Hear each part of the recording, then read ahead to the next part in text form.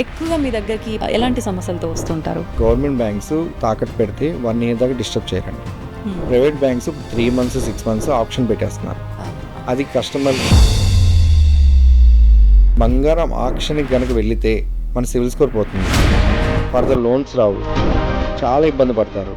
Customer కనుక మమ్మల్ని approach అయితే మా కంపెనీ తరఫున ఆ ప్రాబ్లమ్స్ అన్ని మేము క్లియర్ చేస్తాం, షార్ట్ అవుట్ చేస్తాం. ఖచ్చితంగా ప్రాసెసింగ్ ఫీజులు అని రకరకాలుగా అవునండి. ఇవన్నీ ఉంటాయి. ప్రాసెసింగ్ ఫీజు అంటే మా దగ్గర ఏమి ఉండదండి. ఓకే. మాకు కంపెనీకి గవర్నమెంట్ కట్టి 3% GST ఉంటుంది. అది కస్టమర్కి ముందే ఎక్స్ప్లెయిన్ చేస్తాము, విత్ బిల్ కూడా ఇస్తాం కస్టమర్కి. ప్రైవేట్ సెక్టర్లో మీరు తాకట్టు పెడితే కనుక 1 తారీఖు నుంచి 30 తారీఖు కల్లా వడ్డీ కట్టాలి. అవునా?